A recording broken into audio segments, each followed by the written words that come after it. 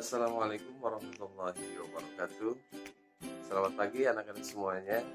Semoga kalian tetap sehat, bugar, dan juga tetap semangat dalam belajar dan dalam beribadah. Alhamdulillah, kita ketemu lagi. Kalian bertemu dengan Bapak di mata pelajaran pendidikan agama Islam untuk membahas lebih jauh pengetahuan tentang agama Islam.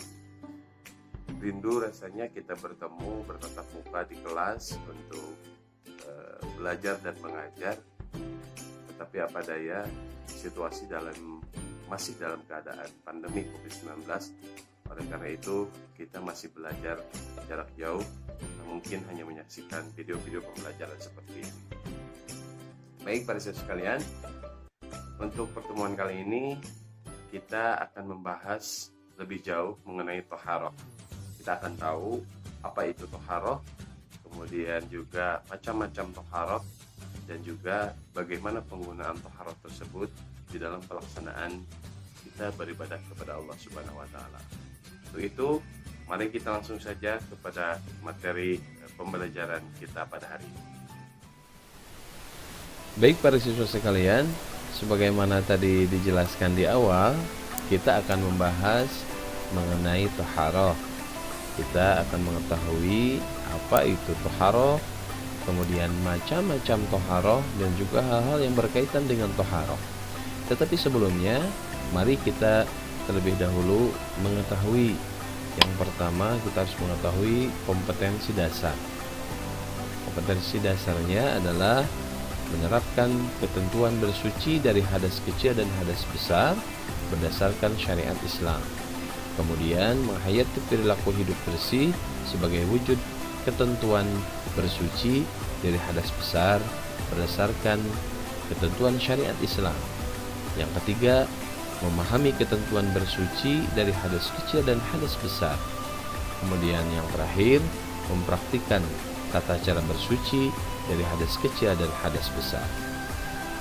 Selanjutnya kita juga akan mengetahui IPK atau indikator pencapaian kompetensi.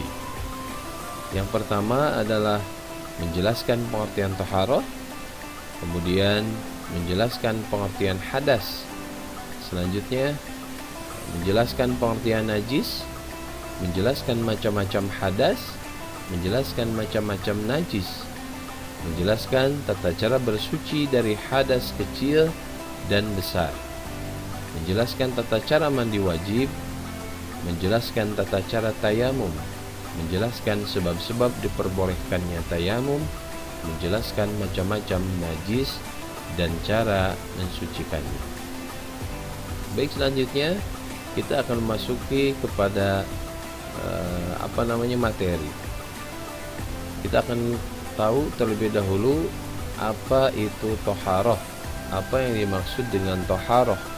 Ya, toharoh itu adalah menghilangkan hadas atau najis dari badan, pakaian, dan tempat. Nah, perlu kita pahami bahwa ketika kita suci, ketika kita sah untuk melaksanakan ibadah, diantaranya harus bersih badan, pakaian, dan juga tempat ibadah kita. Ya, benda yang dapat digunakan untuk bersuci diantaranya air, kemudian tanah, kertas, debu, dan benda keras lainnya. Selanjutnya kita akan mengetahui juga mengenai pengertian najis. Ya. Najis, apa itu najis? Najis adalah kotoran yang harus dibersihkan dari badan dan pakaian apabila kita hendak sholat atau ibadah yang lainnya. Selanjutnya kita akan mengetahui juga macam-macam najis. Apa saja najis itu, ada berapa? Yang pertama adalah najis mukhaffafah, kemudian yang kedua adalah najis mutawassithah, dan yang ketiga adalah najis mughalladah. Selanjutnya kita akan bahas secara singkat apa itu najis mukhaffafah. Najis mukhaffafah adalah najis yang ringan. Misalnya air kencing bayi laki-laki yang belum makan selain air susu ibunya. Kemudian cara mensucikannya pun cukup ringan dan mudah, yaitu dengan memercikkan air pada bagian yang terkena najis. Yang kedua adalah najis mutawassithah. Najis mutawassithah ialah najis yang sedang. Misalnya bangkai binatang darat yang berdarah, kotoran manusia dan hewan, nanah, darah, dan lain-lain. Kemudian cara mensucikannya adalah dengan cara menghilangkan warna, bau, dan rasanya. Ini tiga-tiganya harus hilang. Seandainya di antara tiga ini ada yang masih nampak, misalkan masih ada warna, maka itu belum suci. Atau masih nampak bau, itu belum suci. Atau masih nampak rasa, walaupun kita tidak mungkin merasakannya di antara najis, ada di antara najis di atas, tetapi kita harus tahu ketiga-tiganya ini unsurnya harus hilang, ya. Kemudian yang ketiga adalah najis mughaladhah. Najis mughaladhah ialah najis yang berat. Misalnya najis anjing dan babi. Nah, perlu kita ketahui ketika anjing atau babi basah, kemudian kita basah dan kita memegang di antara salah satunya, maka tangan kita jadi najis. Atau najis anjing dan babinya basah, kemudian kitanya kering, maka kita terkena najis. Apabila selanjutnya sebaliknya kita basah, anjing atau babinya kering, maka itu pun najis. Kalau anjing dan babi kering dan kita pun kering, seandainya tersentuh oleh kita, nah itu baru tidak najis. Kemudian kalau kita terkena najis mughaladhah, bagaimana cara mensucikannya? Cara mensucikan najis mughaladhah adalah dengan air 7 kali, dan salah satunya adalah dengan tanah atau dicampur dengan tanah. Baiklah, selanjutnya kita akan mengetahui tentang hadas. Apa itu hadas? Hadas adalah najis yang tidak terlihat atau hukmiyah yang dapat disucikan baik dengan wudu, mandi, atau tayamum. Kemudian macam-macam hadas. Di sini jelaskan hadas itu ada dua. Yang pertama hadas besar, yang kedua adalah hadas kecil. Baik, kita sama-sama bahas secara singkat. Hadas besar. Kemudian sebab-sebab hadas besar diantaranya adalah haid, nifas, junub, keluar mani. Cara mensucikannya dengan mandi besar, atau ketika tidak ada air untuk bisa bersuci dari hadas besar, itu kita melaksanakan tayamum. Selanjutnya adalah hadas kecil. Sebab-sebab hadas kecil di antaranya adalah buang angin, kalau dalam bahasa Jermannya adalah hitut, ya. Kemudian buang air besar, buang air kecil, hilang akal, di antaranya pingsan atau tidur, dan menyentuh perempuan bukan mahram. Aula mastumun nisa. Nah, bagaimana cara mensucikannya? Cara mensucikannya adalah dengan berwudu, dan kalau memang tidak menemukan air, maka boleh juga melaksanakan tayamum. Lalu macam-macam cara membersihkan hadas, ya. Maka yang pertama adalah cara membersihkan hadas adalah dengan mandi besar. Pengertian mandi besar di sini adalah cara bersuci dengan meratakan air ke seluruh tubuh untuk menghilangkan hadas besar. Ya. Adalah bermandi, seluruh tubuh kita harus rata dengan air. Kemudian cara-cara mandi besar diantaranya adalah membaca basmalah, membasuh bagian tertentu yang kotor, berwudu terlebih dahulu, meratakan air ke seluruh tubuh, mendahulukan menyiram anggota tubuh bagian kanan, menggosok-gosok badan untuk menghilangkan kotoran yang melekat. Kemudian adapun hal-hal yang mewajibkan mandi besar diantaranya adalah hubungan suami istri, keluar air mani disengaja ataupun tidak disengaja. Haid, darah yang keluar dari perempuan ketika perempuan masih masa-masa subur. Kemudian juga yang keempat adalah melahirkan anak ataupun darah setelah melahirkan, yaitu nifas. Untuk itu kita akan melihat video animasi yang menjelaskan secara singkat mengenai mandi besar. Wajib. Mandi wajib atau junub merupakan kewajiban setiap muslim untuk membersihkan dirinya dari hadas besar. Niat. Nawaitul husla li raf'il hadasil akbari fardulillahi ta'ala. Artinya, saya niat mandi untuk menghilangkan hadas besar fardu karena Allah Ta'ala. 2. Mencuci telapak tangan terlebih dahulu 3 kali. 3. Mencuci kemaluan dengan tangan kiri. 4. Membersihkan tangan kiri setelah membersihkan kemaluan. 5. Berwudu seperti biasa, kecuali kaki kiri. Kaki kiri dicuci setelah mandi. 6. Memilah-milah rambut serta meratakan dan menyiram kepala. 7. Meratakan air ke seluruh tubuh.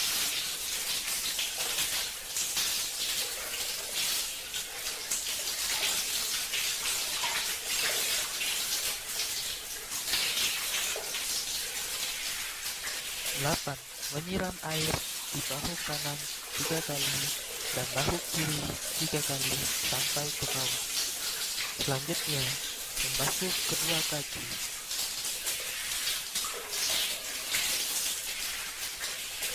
Ulangi dengan meratakan seluruh tubuh, kemudian bebas untuk menggunakan wangi-wangian ataupun sabun.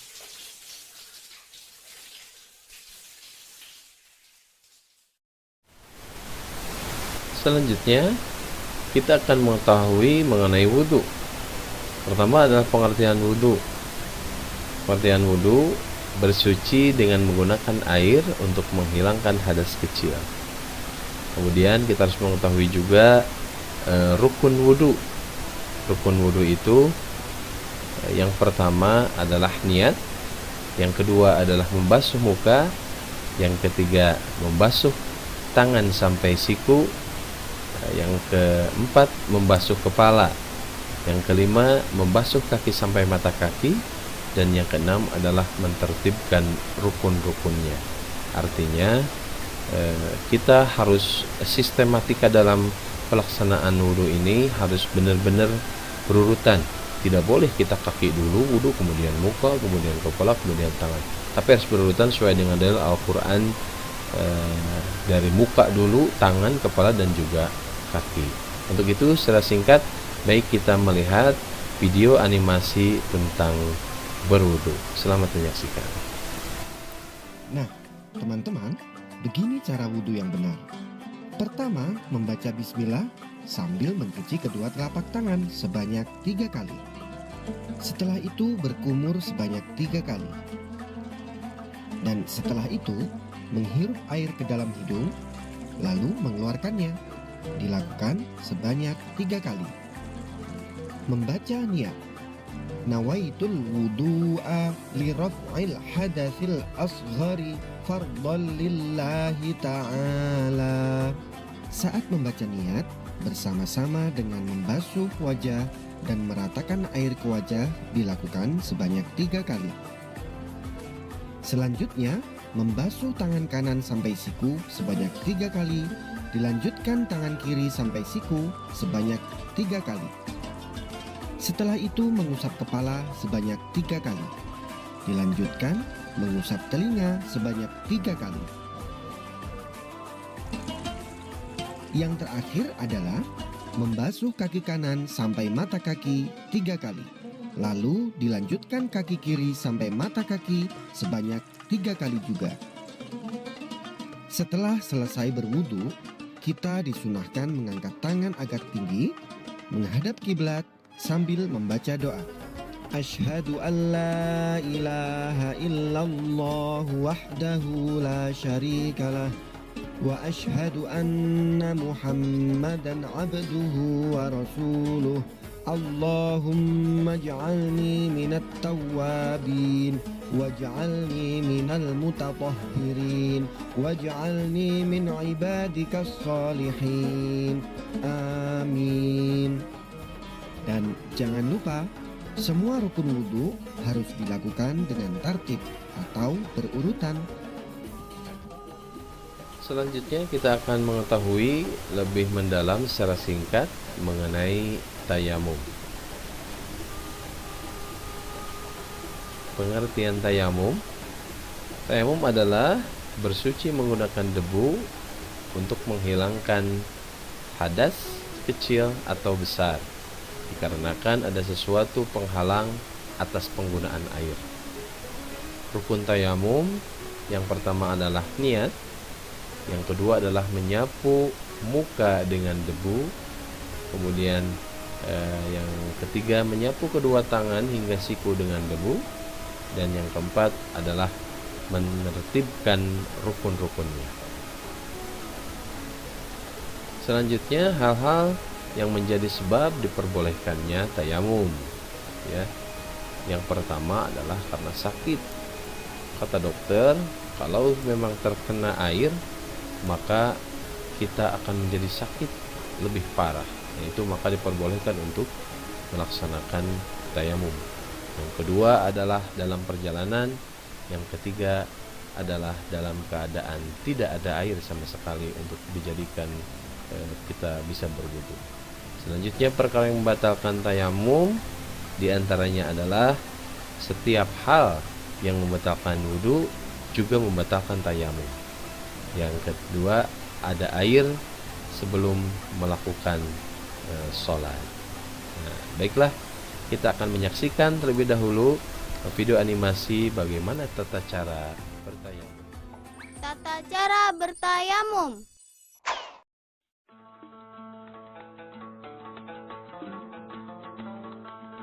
Pertama, membaca basmalah dan niat sambil menempelkan telapak tangan pada tanah atau debu yang suci.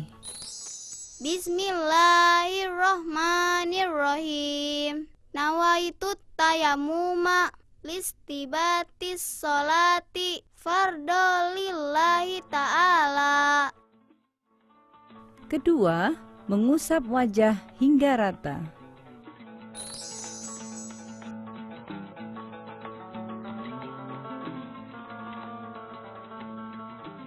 Ketiga, mengusap tangan sampai siku, utamakan yang kanan dahulu.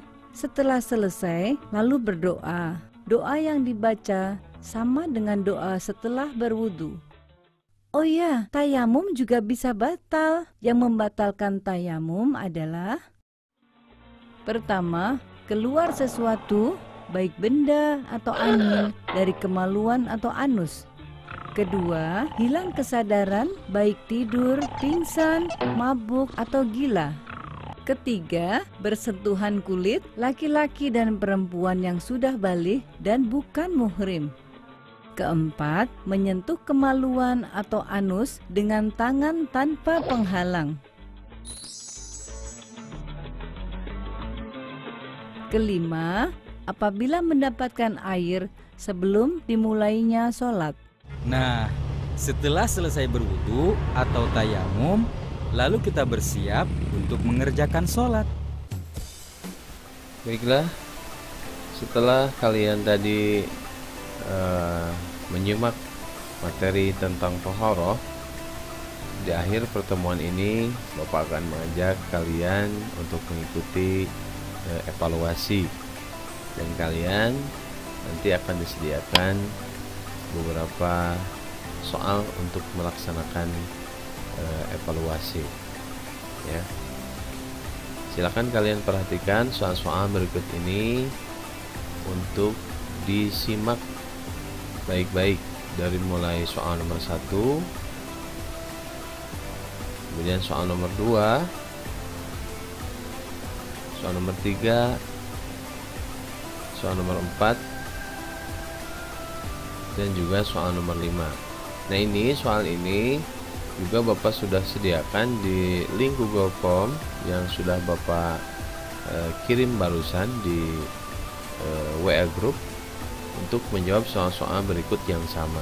Nah, karena itu silakan kalian kerjakan, kemudian kalian tinggal mengirim di link Google Form tersebut. Nanti hasil nilainya akan Bapak beritahukan, disebar di WA Group. Mungkin itu saja yang bisa Bapak sampaikan dari mulai materi, kemudian diakhiri dengan evaluasi. Semoga bermanfaat. Alhamdulillah, mudah-mudahan pembelajaran hari ini bisa menambah pengetahuan kalian, bisa menambah wawasan kalian dalam hal mengenai toharoh. Ini hal yang sangat penting dalam kehidupan sehari-hari, terutama di dalam pelaksanaan ibadah. Kita sah atau tidaknya melaksanakan ibadah, misalnya pelaksanaan sholat, tawaf dalam haji, maka dengan toharoh ini kita jadi tahu kita sah atau tidak melaksanakan peribadahan. Dan selanjutnya untuk tugas, sekali lagi Bapak sampaikan, silakan untuk bisa mengisi di link Google Form yang telah Bapak kirim di WA Group ya. Terima kasih, mudah-mudahan pembelajaran ini bisa menyenangkan dan menambah wawasan untuk kita semua. Terima kasih atas segala perhatian kalian. Tetap semangat, tetap sehat, tetap bugar, dan juga semoga kita selalu berada dalam lindungan Allah Subhanahu wa taala. Wabillahi taufiq wal hidayah. Assalamualaikum warahmatullahi wabarakatuh.